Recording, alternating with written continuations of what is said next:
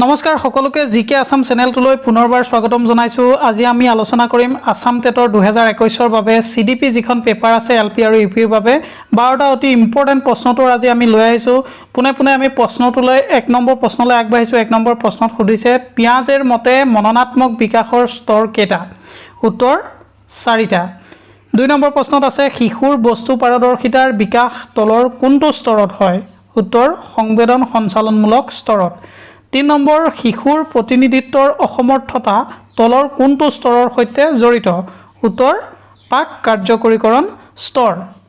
আহিছো প্ৰশ্ন নম্বৰ 4 লৈ। 4 নম্বৰ প্ৰশ্নত সুধিছে ডিসলেক্সিয়া কোনটো ৰোগৰ লগত জড়িত? উত্তৰ পঠন অসুবিধাৰ লগত জড়িত।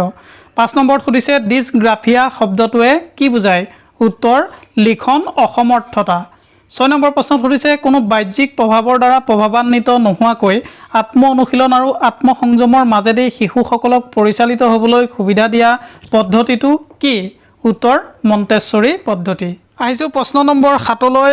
7 নম্বৰ প্ৰশ্নত সুধিছে পিয়াজেৰ মতে মননাত্মক বিকাশৰ কোনটো স্তৰত শিশুৰ অহংভাৱৰ উৎপত্তি হয়? উত্তৰ হ'ব পাক কাৰ্যকৰণ স্তৰ 2ৰ পৰা যিটো 5 বছৰৰ শিশুসকলক কোৱা হয়। 8 নম্বৰত সুধিছে নেতিবাচক শিক্ষাৰ প্ৰৱৰ্তক কোন আছিল? উত্তৰ ৰুছো।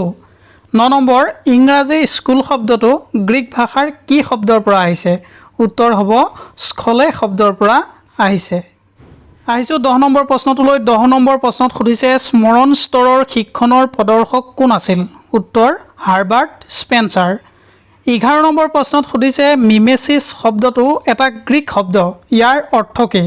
উত্তৰ মিমেচিছ শব্দৰ অৰ্থ হ'ল অনুকৰণ কৰা। আহিছো আজিৰ শেষ প্ৰশ্ন নম্বৰ 12 লৈ। লেটিন শব্দ পাৰ্চনাৰ অৰ্থ কি? উত্তৰ ভাৱৰীয়াৰ মুখা। আজিৰ ভিডিঅ'টোত আমি 12টা অতি ইম্পৰ্টেণ্ট কুৱেশ্যন আলোচনা কৰিলোঁ। আশা কৰোঁ এই কুৱেশ্যন কেইটা আপোনালোকৰ যথেষ্ট কামত আহিব। অনাগত ভিডিঅ'ত এনেধৰণৰ আৰু ইম্পৰ্টেণ্ট কুৱেশ্যন এনচাৰ লৈ আহিম। চাই থাকিব জিকে আসাম।